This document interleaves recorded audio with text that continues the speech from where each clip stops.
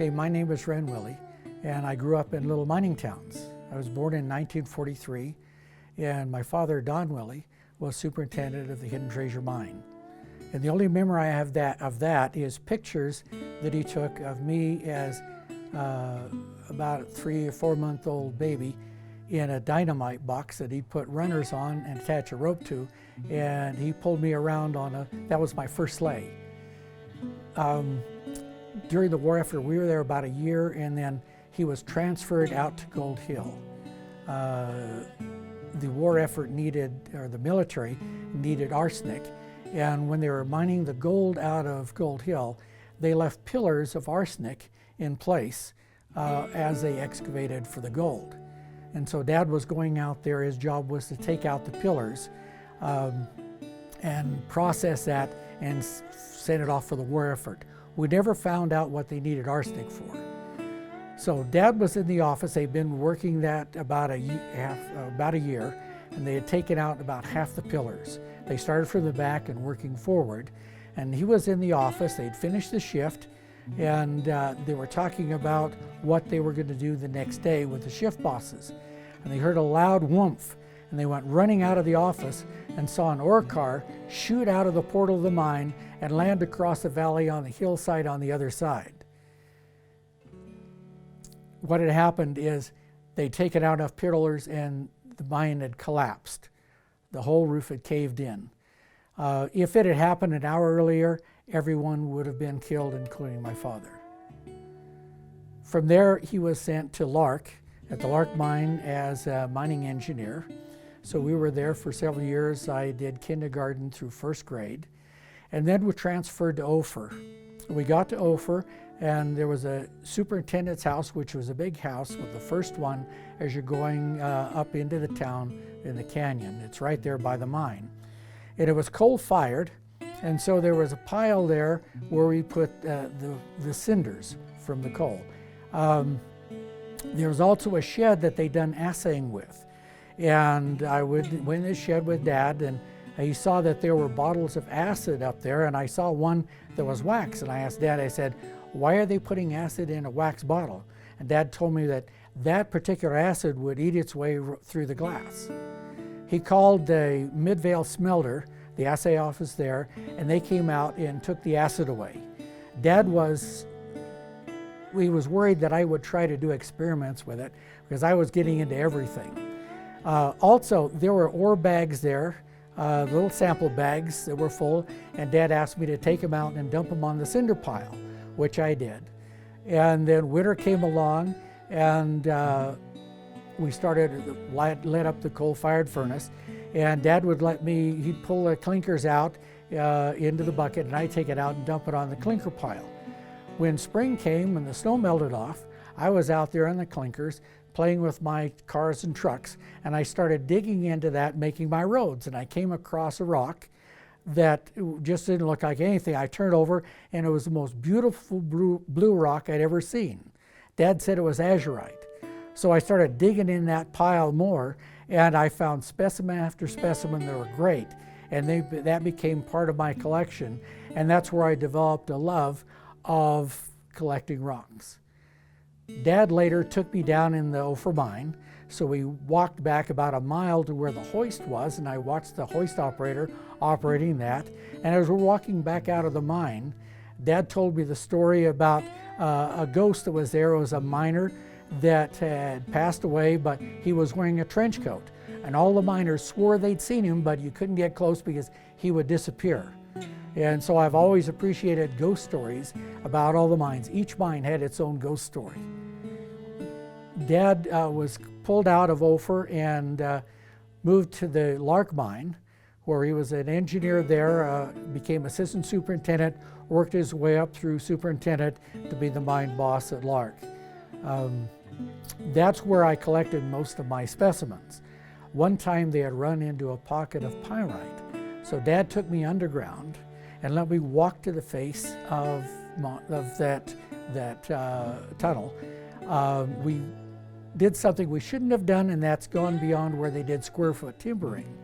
That was giving support to it, but you could see the pyrite just glistening there, walls of it, on each side and then the face of it. And I walked up to it and I saw a piece of pyrite there, and I had a pick and I sort of tapped at it. It fell off in my hand, the most beautiful pyrite crystals imaginable, great big square ones. They were just wonderful. So I got to collect underground too. Later on, when the mine closed, they kept a group of men on board to do just maintenance work around the town. And they hired me, because I was a student at the University of Utah, to work the graveyard shift. And so I'd go to school during the day, come home, grab a nap, then go up, and during my graveyard shift, I'd do all of my homework. Then I'd go to school, and I did that for about 2 years. Also, along with that, eventually Kennecott Copper took over the Lark Mine and closed down the town, and everybody moved out, and that was basically the end of mining. The mining collection that I'm donating to the Hutchins Museum in Lehigh start with the minerals first. And what I've done is selected out those minerals that they were actually looking for to make money on. That's why they were doing the mining. Start out with lead and zinc, which is galena and sphalerite, and worked into stibnite, which is antimony, the copper minerals, and then on out into the ones that weren't used for mining. That's the pyrite. Now, pyrite, quartz, and calcite go in conjunction with the minerals they were mining. So they became guide samples. If they ran into it, they knew they were in the right direction, trying to find the minerals they wanted to mine for the ore.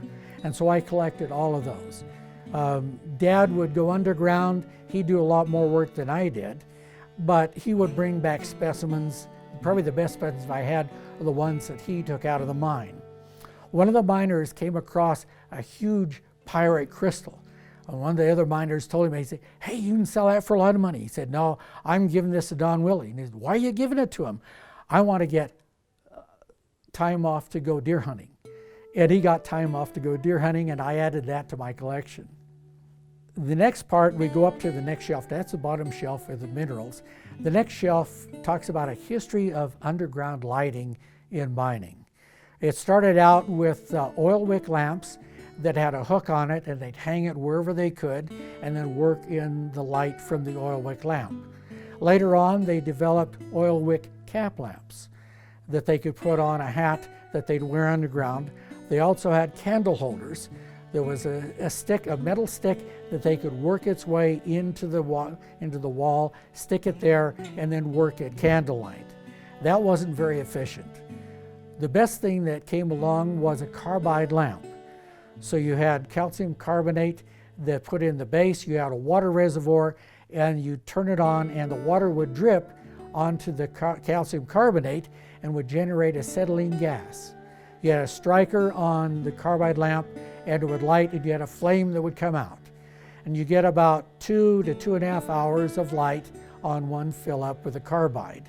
And then you'd have to, hopefully somebody else's light didn't go out, and so you could refill, put new carbide in, and then continue working.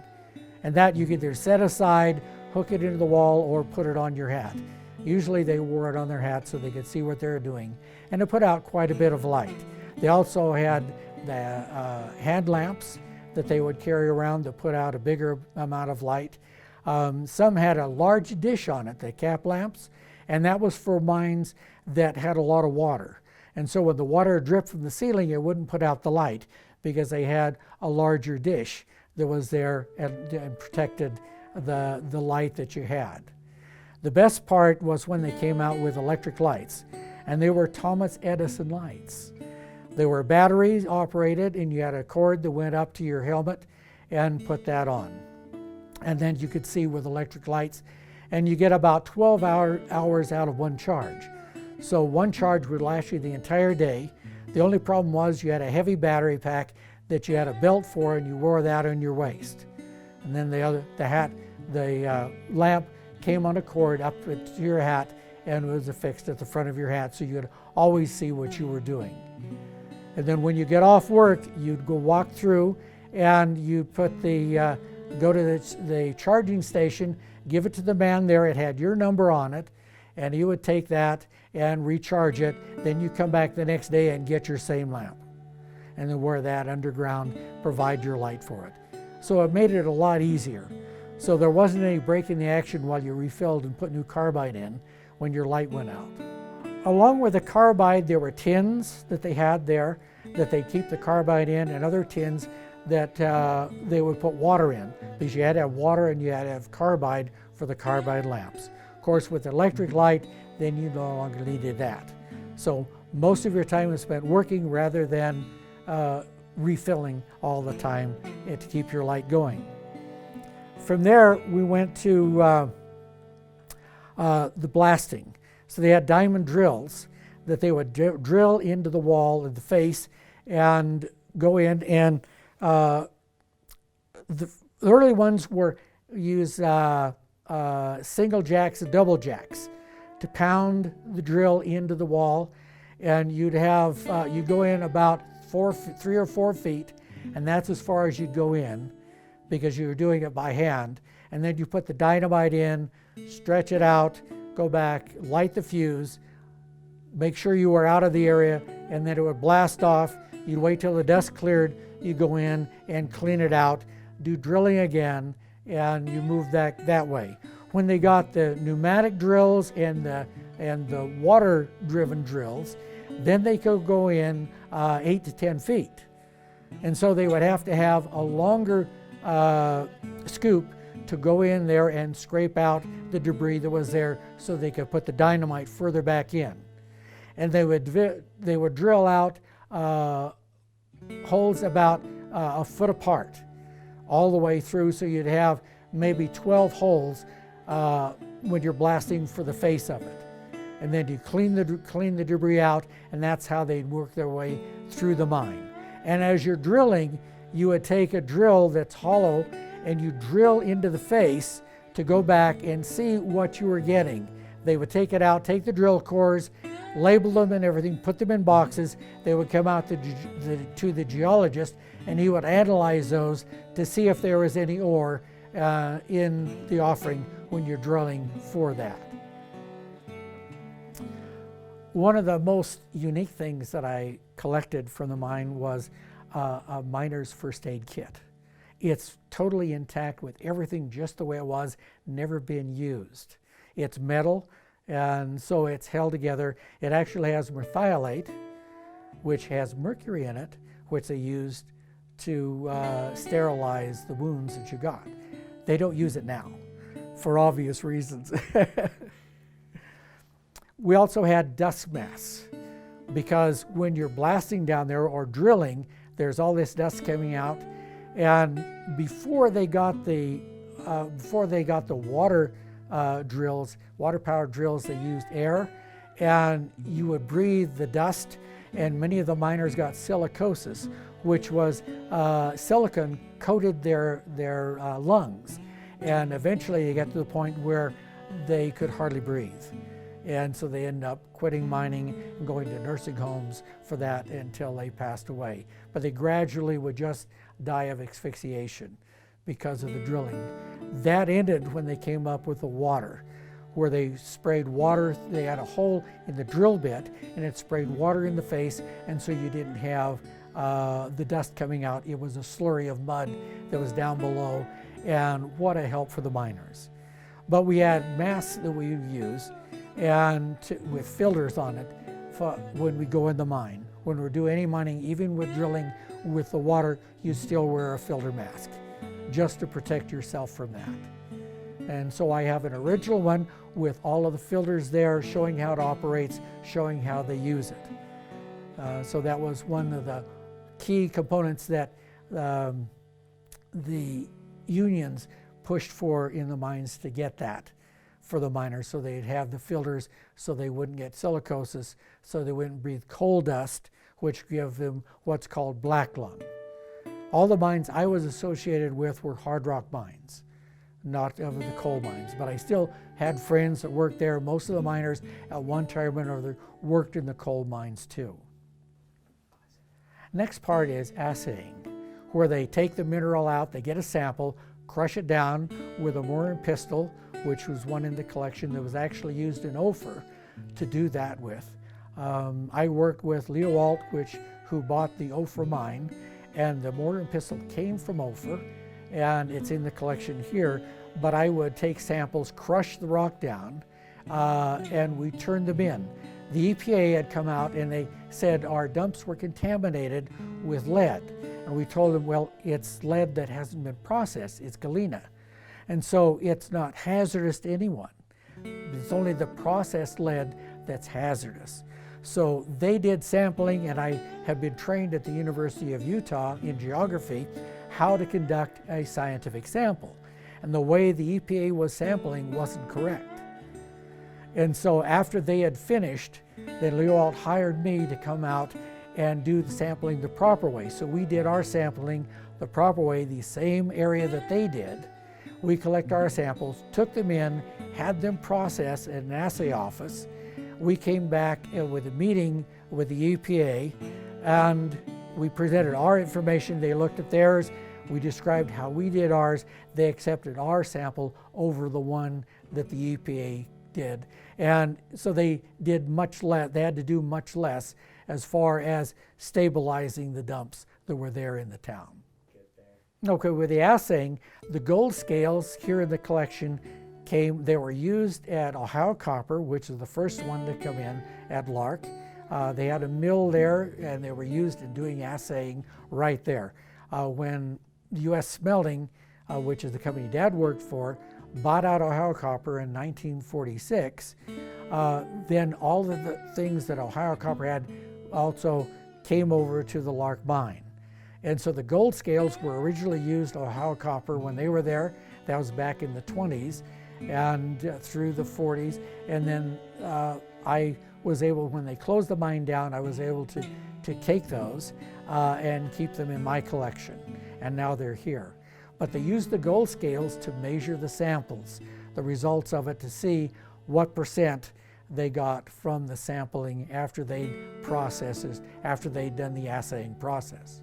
Along with the assaying, we had microscopes that were used too, where the geologists would look at that, look at a sample and crush it down, look at the crystals and see what they were like, to see what type of ore it was, to do an evaluation before they put it through the assaying process.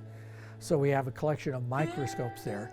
The newest one is one that Mom and Dad gave to me when I was an Ophir. And that's a little one, a little junior microscope that I started using from day one, looking at the rocks, crushing them down the way Dad showed me, and looking at the broken up rocks. Especially like to look at the galena crystals that were there, where you break them down and they go into little squares. Along with that, we have a ladle that they used in the mill that's on the wall, and also there's a small handmade ladle that's here in the collection. But all those things went through as they did the assaying. With the assaying, they would take a sample, weigh the sample to begin with. Then they crush it down, take a portion of that sample, then they put it through the oven to heat it and melt it down. Then they take out the impurities from that and get down to finally the one piece that they wanted to weigh for the scales. And they would take that one piece of whatever the metal was, whether it was galena, or silver, gold, zinc, then they would measure that and weigh that. Then by taking that weight in grams, they could tell how many pounds they would have out of a ton of ore. And they would see if it was worth sending to the mill to have it milled and processed for the ore. And if you had a pound of ore per ton, it was worth sending to the mill. Along with the mining, you had all of these surveyor instruments, a hand level, a Brunton compass that you would use underground to, when you're running the stope or running the drift into the wall, then you can make sure you're going in the right direction, the direction that the geologist would tell you to go to find the ore that they thought that was there. They would do the drilling to make sure, but you had to make sure you stayed on track. So you'd always do the surveying as you're doing the work. Also, we had the rails. Heavier rails going into the mine, a little bit lighter rail in some of the main tunnels, and then super narrow gauge, really tiny rails that the miners could, with tools, bend to run as they're running it into the drift. And you had the equipment that they would put with shovels that they would go on. Well, a shovel is called a muck stick, because when you have the debris, you're mucking it out. And that's the term they use, mucking it out. And a hand shovel is a muck stick. And then you also had the power muckers that that would go down and scoop it up, hydraulic operated, and take it back on rails and load it into the cars. Once the cars are filled, then you would go to the main chute. And for the main chute, they had ore cars that you could pull it up or lower it down on the drift, and you would load the ore into that. Then it would go down to the main area where they would load in the ore cars that would take it out of the mine. We also have some of the tools that the miners used on the surface and underground. And many of the tools, for example, crescent wrench I have that's part of the collection, that has one side pounded in so it's deformed and it's sort of a bow shape, because they had to pound on it with a sledgehammer to get to open up the nut that had welded itself in by rusting. It's rusted itself in. It was hard to break. So pipe wrenches, crescent wrenches, monkey wrenches, all of those were used underground to overcome the rust that was on the equipment that they had. So you always had to keep breaking them loose, tightening them up, breaking them loose, tightening them up. It was a constant job so that you could keep using the same type of equipment. So there's samples of those, and along with the mine picks and things like that in the collection. You have the hoist operator that operates the hoist. You have big drums with a cable on it, and they would raise and lower the ore cars and also the man cars to the different levels in the mine. Along with that, there were signals that the hoist operator would get. So he would signal when he's going to a level. Somebody at the level would signal if he wanted the car at that level. The hoist operator would get the bell signal, look on the chart that we have here in the collection, and then he would lower that car to that level. So there was constant communication with the hoist operator for any level that they were using. Along with that, he had a telephone. And the telephone had its own little bell, a hand crank bell, and there were signals for every phone that was in the mine. And so you could using the bell signals, you could call anyone at any level in the mine where there was a phone. And there at the phone, they would call the hoist operator or call between different levels if they wanted to talk to someone there. And then they would communicate with anyone in the mine that way.